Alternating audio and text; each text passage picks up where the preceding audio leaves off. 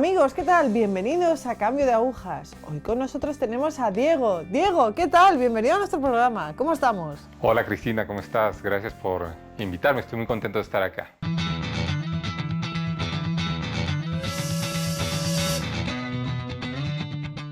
Pues nada, cuéntanos un poquito sobre tu familia, sobre tu infancia. Y bueno, yo nací en una familia católica, quien profesaba más la fe en mi casa era mi mamá, no tanto mi papá, pero digamos que mi mamá era la que abanderaba la fe y de eso recuerdo muchas cosas de niño, ¿no? Y tal vez hay unas cosas curiosas cuando era niño, dos, dos que vienen a mi memoria muy fuertes. Una que soñé con nuestro Señor Jesús cuando era niño y soñé que Él me tomaba en sus brazos, ¿no? Yo nunca más he vuelto a soñar con Él, aunque le he pedido, seguramente no, bueno, me da otro tipo de gracias, pero esto es un sueño que me quedó marcado cuando yo tenía unos 4 años, tal vez, o 5 años. Y la otra es que todos los niños dibujan cualquier cosa, ¿no? Y yo extrañamente dibujaba a nuestro Señor crucificado. Y esto ahora, poniéndome a pensar, digo, ¿por qué elegí pintarle a él, ¿no? Recuerdo que había un crucifijo en casa y creo que me llamaba la atención supremamente y empecé a dibujarle. Y con los años, pues aprendí a dibujarle casi de memoria, ¿no? Y esto en ese momento no me llamó la atención, pero todos mis amigos cuando hacían un dibujo yo hacía algo que tenía que ver con el Señor y se quedaban sorprendidos, los maestros también, porque además me salía cada vez mejor, entonces era algo como particular.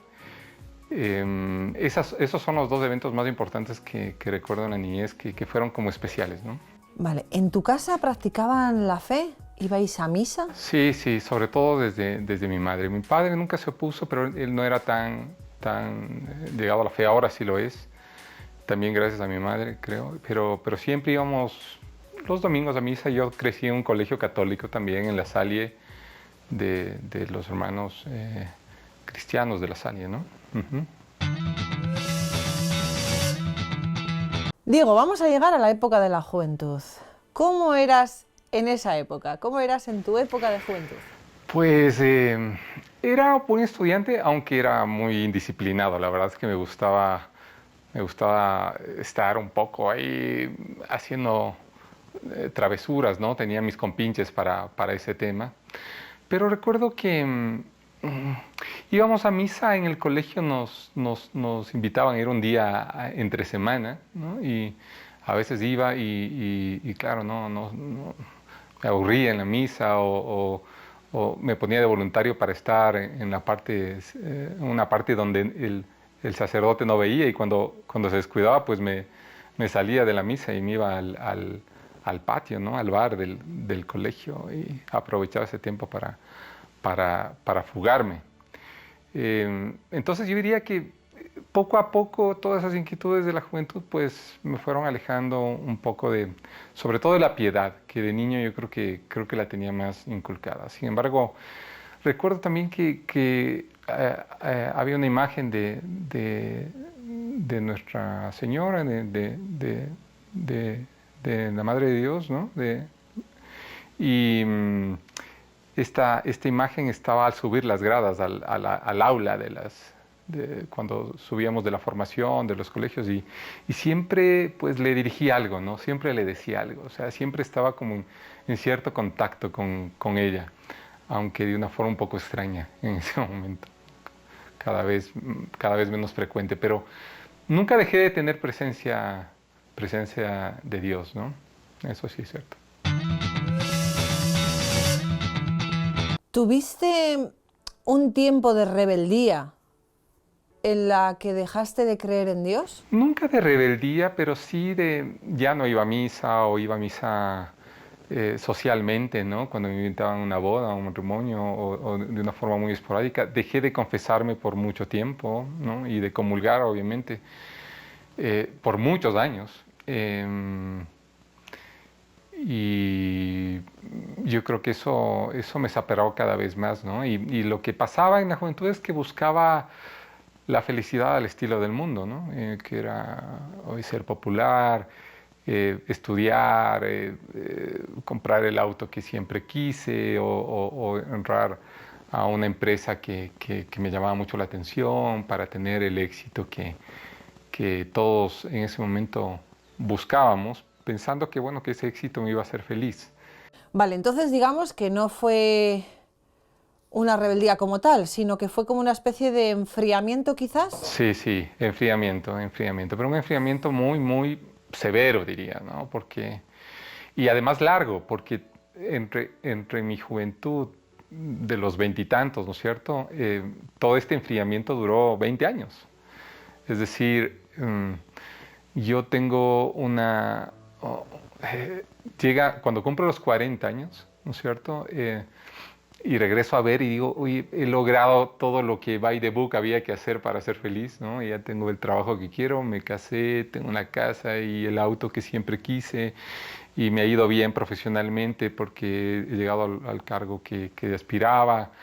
He tenido durante todo ese tiempo muchas experiencias, ¿no? Que no, no, no, no creo que no del gusto del Señor, sobre todo en términos de que me gustaban mucho las mujeres y que tenía, digamos, esa visión de estar con más de una chica, ¿no es cierto? Y mientras más chicas, pues mejor. Eh, entonces sí hubo un enfriamiento importante. Entonces cuando cumplo 40 años, siento un vacío súper importante, bien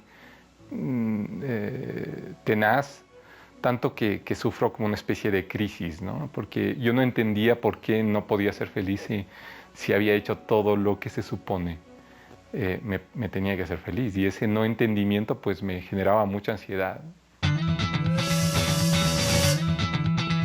Porque en este momento del cual hablamos ya estabas casado y tenías familia, ¿no? Sí, ya me casé, ya mis hijos estaban muy pequeños, sí, pero yo ya tenía, digamos, todo lo que había querido tener, ¿no? Pero no me sentía para nada feliz, ¿no? Y no entendía por qué no me sentía feliz. ¿Eh? Entonces, como no entendía esto, empiezo a leer mucho, ¿no es cierto?, sobre temas personales y desarrollo del ser humano. Todavía nada relacionado con la fe, ¿no? Pero sí dentro de temas de introspección, de saber qué me estaba pasando, ¿no? Y, de hecho, me acerco al coaching, ¿no? Y a través del coaching, pues, empiezo también a profundizar más en mí, en ese proceso. Y como me inquietaba tanto esto, lo que defino es, con este coach que tenía, pues le decía, oye, yo no entiendo por qué no soy feliz si tengo todas estas cosas, ¿no? Y entonces lo que me dijo esta persona me dijo, tal vez te está faltando un propósito en tu vida, ¿no? ¿Cuál es el propósito de tu vida? Y cuando me hizo esa pregunta, pues no sabía qué responderle, no tenía un propósito, ¿no? Así es que entré a hacer un proceso de encontrar ese propósito. Este coach no tenía una relación con la Iglesia Católica, sí tenía, digamos, un trabajo personal de él importante, pero digamos que todavía no veía la ruta desde el lado de la fe en ese momento. Lo que empecé a hacer entonces es encontrar ese propósito. Y yo le presentaba a este coach algunas ideas de propósito y él me decía, bueno, son muy racionales, ¿no? Aquí no estás hablando con el corazón, tienes que procurar hablar con el corazón. ¿Por qué no haces algo que te emocione, que realmente te sensibilice, para que no hable tanto tu cabeza cuanto hable tu corazón? Y bueno, ve una película, ándate a un lugar muy inspirador, etc.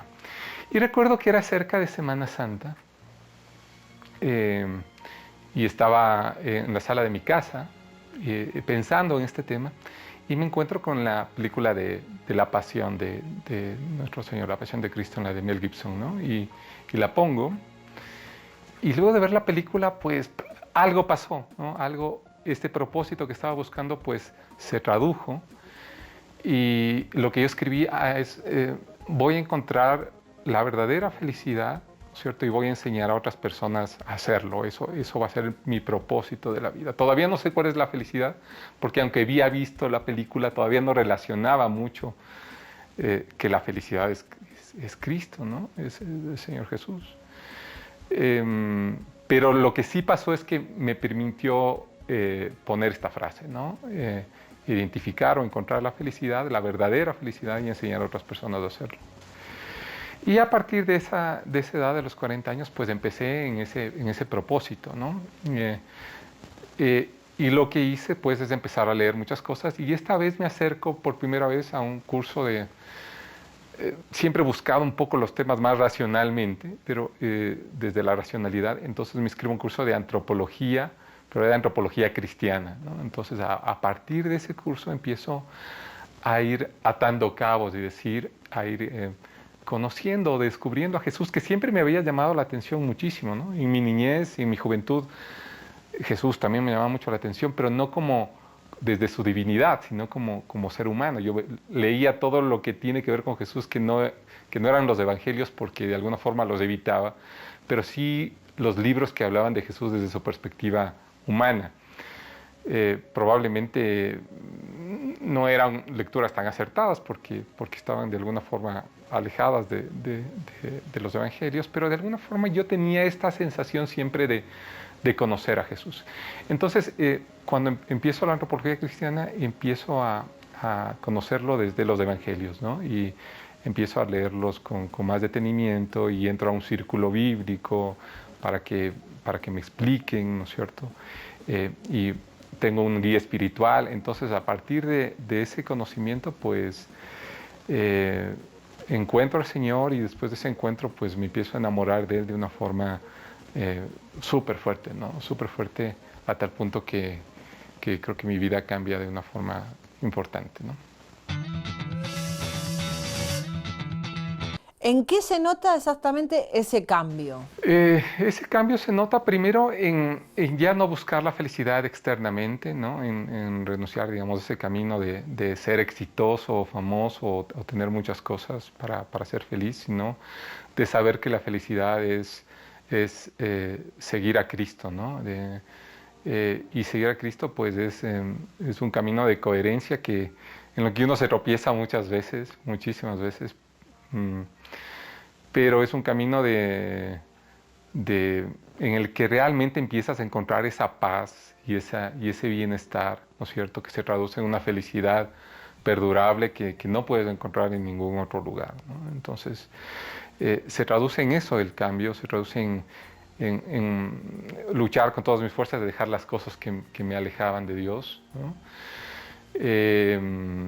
En tener una más cercanía con mi familia, ¿no es cierto?, con mi esposa, con mis hijos, de estar más cuidadoso de ellos, ¿no? Antes diría que me importaba más la vida social y el trabajo, etcétera, ¿no? Más que estar con ellos. Y lo que he descubierto es que, claro, una forma de estar cerca de Jesús no es estar desde nuestra trinchera, desde nuestro accionar, ¿no es cierto? Yo soy un hombre un ejecutivo de negocios, y desde ahí también se puede ser un discípulo del Señor, ¿no es cierto? Siendo una persona profesional que además está casado, que tiene hijos, ¿no es cierto? Entonces, como desde esas actividades yo puedo hacer cosas que agradan al Señor. ¿Y tu familia cómo acogió, cómo recibió ese cambio en ti? Diría que ha habido de ambas partes, ¿no? Personas que han visto muy favorablemente el cambio, pero claro que me han dicho, oye, pero es un cambio importante, ¿no? ¿Qué te hicieron? Y la típica pregunta, lo que pasa es que ya te lavaron el cerebro o estás exagerando. Creo que no le pongas demasiado a este tema, ¿no? Eso desde el lado negativo, y otras personas que más bien lo han visto con agrado, ¿no? Como un cambio importante y más bien desde la curiosidad, ¿no? de qué produjo ese cambio. Has hecho referencia al trabajo. ¿Cómo se puede vivir la fe en el trabajo? Bueno, todos estamos llamados a la santidad. Eso es algo que entendí en este camino, porque anteriormente tú piensas que los santos son aquellos que están en la iglesia, además de medievales, y son personas que totalmente, no sé, tuvieron alguna gracia o algo súper importante, atípico, ¿no es cierto? Que son muy pocas personas en el mundo que pueden hacerlo, pero en realidad todos estamos llamados a buscar, a luchar por la santidad. Y a través de la santidad puedes ser feliz, ¿no es cierto? O sea, esa lucha diaria de ser una mejor persona, pues es lo que de alguna forma te hace feliz, porque son deseos, ¿no es cierto?, que en términos de abundancia, en términos de amor, de afectividad, etcétera, pero que se traducen desde la perspectiva positiva, ¿no? Desde la perspectiva que a Dios le agrada, no desde el otro lado negativo, desde la avaricia, desde el egoísmo, desde la lujuria, sino más bien desde el amor en términos generales. Y entonces, oye, ser santo desde, si eres una persona que trabaja en una empresa y tienes una familia y tienes unos hijos, pues puedes ser santo, ¿no? Y debes intentar ser santo todos los días, desde tu accionar diario, ¿no? Pues bueno, tratando de ser un mejor esposo y tratando de ser un mejor papá y tratando de ser un mejor jefe y tratando de ser un mejor colaborador. En los pequeños detalles, digamos, creo que está el camino a la santidad, ¿no? En esforzarse. Diego, ¿es fácil este camino? No es fácil el camino, requiere esfuerzo y requiere persistencia, ¿no? Lo que he descubierto es que la fuente de ese esfuerzo y de esa persistencia, pues es el amor hacia el Señor, ¿no? Y la fuente es la oración, o sea, algo que cambió dramáticamente, que cambió muchísimo mi vida, es el momento en que empiezo a tener una relación de amistad con el Señor, ¿no? De una relación continua, de conversación, etcétera, ¿no? De diálogo. Y a partir de eso, pues uno tiene la capacidad de seguir adelante, ¿no? Para ti, ¿quién ha sido, quién es la Virgen María? Bueno, la Virgen para mí es una madre, ¿no? Siempre he tenido esta visión de ternura, una visión, he sentido mirado con ternura siempre por la Virgen María, ¿no? Por Nuestra Señora. Es la madre de Jesús, ¿no es cierto? Y creo que ha sido un medio para llegar a Él, ¿no? La sensación que yo tengo con la Virgen María es una sensación como de un niño, como una madre, ¿no? La verdad es que acudo cuando estoy más perdido, en realidad, ¿no? O cuando me siento un poco más triste, cuando necesito esta sensación de consuelo, diríamos, ¿no es cierto? Y con Jesús pues tengo una relación desde eso, ¿no? Desde un discípulo con un maestro, ¿no? Con un maestro que me guía, que me escucha, que puede entender lo que siento y lo que pienso, ¿no? Entonces esa relación siempre ha estado como muy junta, ¿no? Nunca he visto a Jesús sin María ni a María sin Jesús, digamos. ¿Hubo alguna cosa concreta que te ayudara a mantenerte la fe? No sé, un grupo de referencia, la iglesia, una persona concreta. Pues sí, yo les contaba que hice algunos cursos de formación, ¿no? Y la verdad es que todos estos cursos me hicieron clic porque se alineaban a mi vida. Es decir, oye, yo no podía ya, digamos, y no quería tampoco renunciar a mi vida profesional, ni a mi vida de casado, etc. Entonces buscaba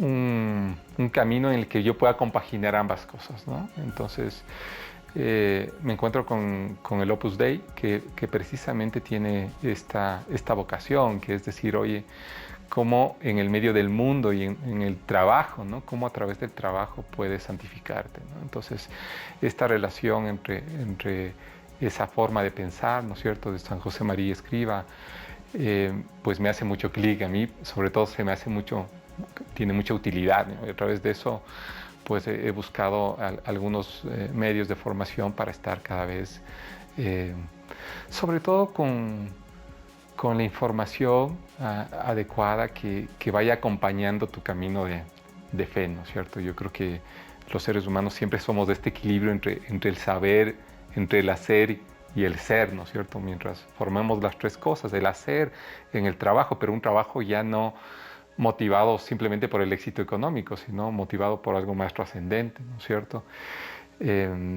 igualmente el saber, ¿no? Un saber no solamente buscado para satisfacer mi ego intelectual, sino para poder entender mi fe de una mejor forma, ¿no? Y para profundizarla finalmente, ¿no? Y todo un plan de vida, digamos, tratando de tener esta relación con nuestro Señor más cercana, ¿no? Más guiada.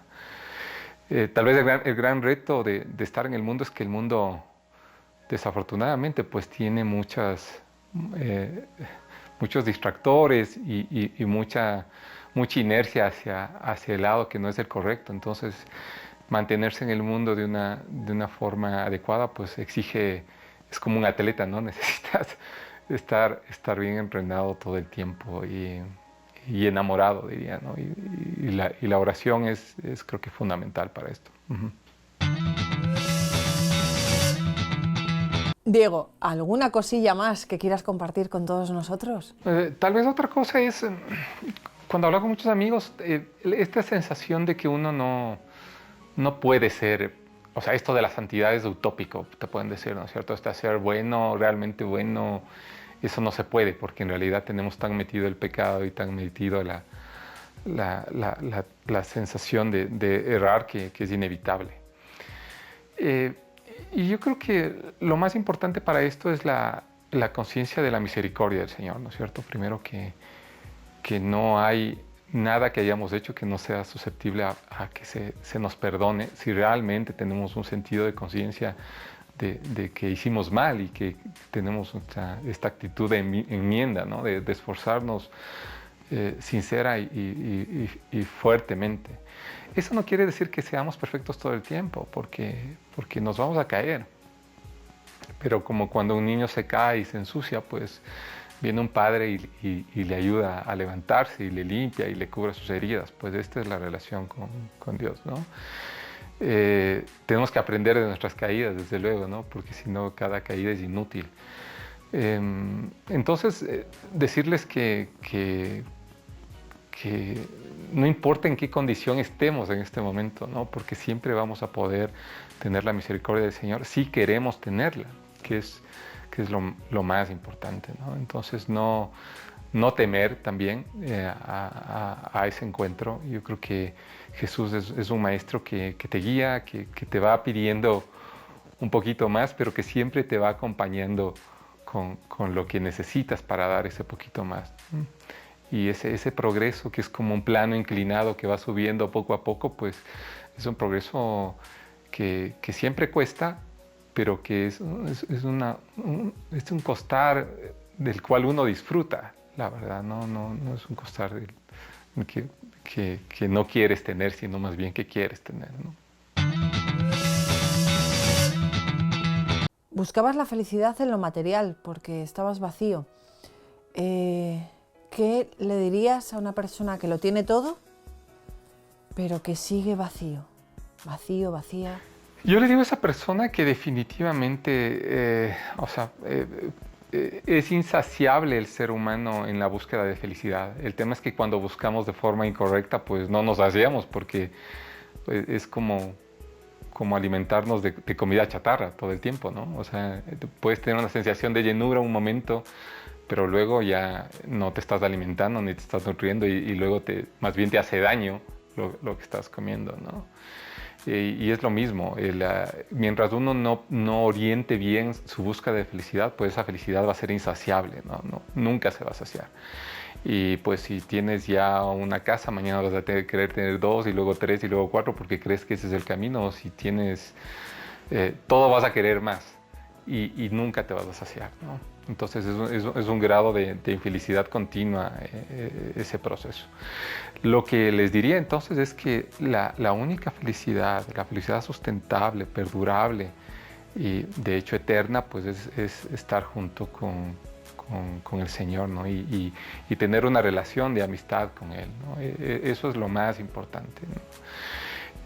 Para mí la religión católica desde luego ha sido una vía que me ha permitido sin lugar a duda tener esa relación, ¿no es cierto? Sobre todo a través de los sacramentos y especialmente pues a través de la Eucaristía y desde luego antes con la confesión, ¿no? Entonces lo que les diría es eso. Primero, que la felicidad está ahí, y dos, que ser católico, un católico practicante, pues no está para nada divorciado con la vida profesional y con la vida matrimonial y con la vida de padre. Al contrario, ¿no? Son dos cosas que se complementan y se necesitan ampliamente, ¿no? Uh-huh. Diego, muchísimas gracias por haber estado hoy en nuestro programa, de verdad, gracias. Tu testimonio va a hacer muchísimo bien a muchas personas. Gracias. Muchas gracias, Cristina. Estoy encantado de haber estado aquí y bueno, le pido al Señor que mi testimonio sirva a personas. De eso se trata.